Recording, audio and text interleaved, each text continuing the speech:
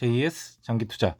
네, 오늘 오전에 바로 이렇게 급하게 영상을 찍는 이유는 어떻게 보면 제 철학이랄까요? 아니면 존리 대표님의 철학과도 동일한 그런 사례가 나타나서 한번 그거에 대해서 구독자 여러분께 말씀드리려고, 그리고 실제 제 경험을 통해서도 말씀을 드리도록 할게요.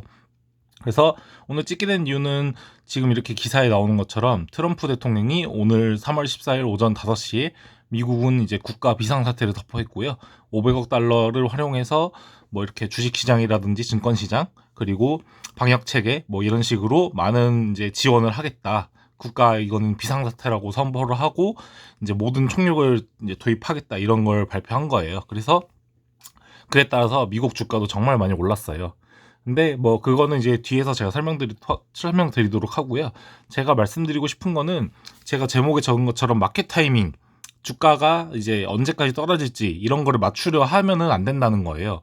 지금도 보시면은 미국에도 계속 이렇게 코로나가 퍼지고 전 세계적으로 유럽도 퍼지고 한국도 퍼지고 이렇게 많이 퍼지는 상황이라 사람들은 공포감에 휩싸여 가지고 주식들을 개인들은 다 던졌죠.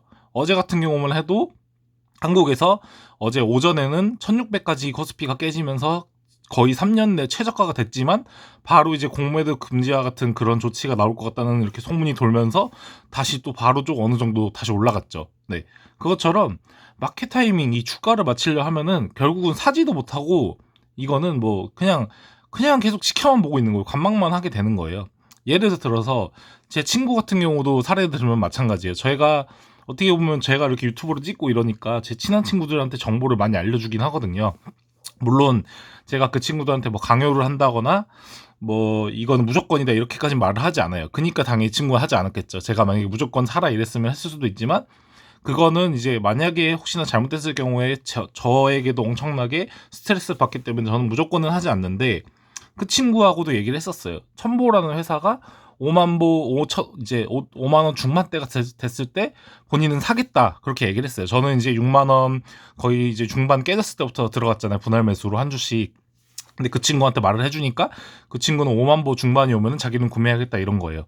근데 결국은 어제 오전에 5만 보 중반이 깨지고 5만 보 거의 초반까지 갔거든요. 5만 2천 원인가 5만 3천 원까지. 근데 그 친구는 결국 사지 않았어요. 그래서 제가 왜 안 사냐 물어보니까, 아 이것도 싼 거 같다, 이것도 비싼 거 같다 하면서 자기는 4만 원대가 오면 사겠다, 이러는 거예요.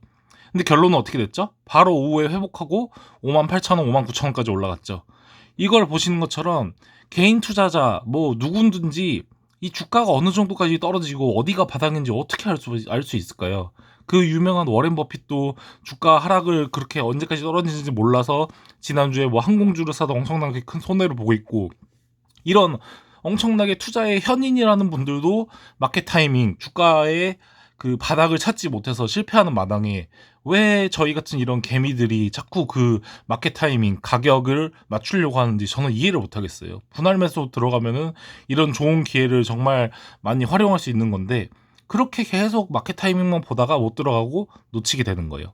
그래서 오늘 같은 경우도 보시면은 이렇게 갑자기 트럼프가 나와서 국가 비상상태를 선포하고 500억 달러를 이렇게 지원하겠다 하니까 바로 오르잖아요. 이렇게 주식시장은 알 수가 없는 거예요. 이거를 어떻게 맞히겠다고 뭐 얼마까지 떨어지면 사겠다 이러는지 저는 정말 이해를 할 수가 없는 것 같아요. 물론 존리 대표님도 항상 그에 대해서 말씀을 하시지만 많은 사람들이 그걸 따르지 않는 것 같아요. 제가 봤을 때. 그게 사실 부자 되는 사람과 부자가 되지 못하는 사람의 차이가 아닌가, 그렇게 생각을 하고 있어요. 그래서 참 안타깝게도 저도 뭐 가족들에게도 참 열심히 말은 하고 있지만, 이게 사람의 그런 자기의 철학을 꺾고 이렇게 설득시키기가 정말 쉽지는 않은 것 같아요. 근데 제가 유튜브를 통해서 계속 기록을 남겨드리고 이런 자료들을 보시면은 조금이라도 뭐 10명, 뭐 100명이라도 저와 같이 이렇게 투자를 해서 정말 금융 선진국으로 가는데 좀 일조를 했으면 좋겠어요. 그 예시예요. 오늘 3월 14일 오전 지금 마감됐죠. 미국은 장이 마감됐는데, 제가 적어놓은 것처럼 주요한 거를 말씀드리면 뭐 인텔 19%, 스타벅스 12%, AT&T 10%, 마이크로소프트 14%가 올랐어요. 그 증거는 여기 보이시는 이제 제가 증권 어플로 제 관심 종목들 오른 걸 보여드리는 거예요. 보시죠. 마이크로소프트 14% 올랐고 하루 만에, 애플 11%, 뭐 코카콜라, AT&T 뭐 10%, 뭐 스타벅스 12% 보이시죠? 이런 게 있고, 그다음 또 보시면은 제가 또 최근에 관심 가진 이제 시스코 시스템즈 13%, 인텔 19%, P&G 12% 이런 식으로 이게 떨어질 때도 정말 금방 떨어지잖아요, 보시면은. 근데 이게 오를 때도 이렇게 금방 떨어지면 V자 반등을 하게 되면 금방 올라가서 하다가 사지도 못하고 지나가는 거예요. 물론 지금 이 가격도 어떻게 보면 할인된 가격이에요. 박앤셀 기간이에요. 근데 분명히 사람들, 그냥 마켓 타이밍을 맞추려는 사람들은 이것도 급등했으니까 뭐 다음에 또 떨어질 거고 코로나 때문에 계속 떨어질 거야 하면서 안 사요. 만약에 그렇게 된다 쳐요. 예를 들어서 뭐 애플 같은 경우가 또 뭐 $250, $240까지 가요. 근데 막상 그 순간이 오잖아요. 그럼 그 사람은 이러면은 전 세계 공포다, 이건 대공황 수준이다 하면서 애플 뭐 $100 오면 사야겠다 이러면서 또 그 핑계를 대면서 안 사요. 그리고 $100까지 만약에 애플이 안 가요. 그리고 또 이제 이 가격으로 다시 회복을 하고 뭐 $300 넘어서요. 그럼 그 사람은 결국은 사지도 못하고 이런 기회를 누려보지도 못하고 그냥 흘러가는 거예요. 이런 것처럼 제가 항상 유튜브 장기 투자에서 강조드리는 게 그거예요. 저는 계속 기계적으로 급여를 받을 때마다 매월마다 산다는 이유가 마켓 타이밍, 주가를 맞출 수 없는 사람이란 걸 저는 누구보다 잘 알기 때문이에요. 그 마켓 타이밍 맞출 줄 알았으면은 전 세계에 맞출 줄 아는 사람은 최고의 부자가 되지 않았을까요? 근데 전 세계에서 그렇게 부를 많이 가지고 있는 워렌 버핏조차도 이렇게 마켓 타이밍을 맞추지 못하고 틀리는 마당에 도대체 개인 투자자가 어떻게 마켓 타이밍을 맞춘다는 건지 저는 이해가 안 가고요. 제 영상을 보면서 좀 이렇게 적리식 매수를 통해서 좀 이득을 얻는 거를 꼭 진짜 보여드리고 싶어요. 그렇게 마켓 타이밍 맞추려는 분들을 어떻게 보면은 좀 설득은 안 되겠지만 좀 반론이라도 할 수 있는 자료로 쓸 수 있도록 한번 꼭 보여드리고 싶고요. 오늘 같은 경우에 이렇게 반론을 할 수 있는 자료가 확실히 또 나오니까 한번 보여드리고 싶었어요. 맨날 코로나 때문에 계속 떨어지는 게 아니에요. 결국은 정부에서 이렇게 자금 투입을 하고 또 사람들의 심리가 바뀌게 되면은 오르는 것도 순식간이에요.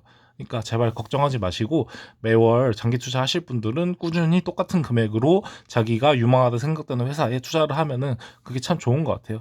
그래서 존리 대표님도 항상 영상으로 유튜브에 통해서 올리는데 사람들은 부정적인 사람들이 정말 많더라고요. 특히 또 사람 그 구독자 성향에 따라 다른 게, 또 이렇게 투자자분들, 장기 투자에 관심이 많으신 채널에 있는 구독자의 댓글은 굉장히 좋은 반응인데, 뭐 부동산에 관련된 그런 유튜브에 존니 대표님이 나와서 똑같은 말을 하면은 굉장히 안 좋은 댓글이 많이 달리더라고요.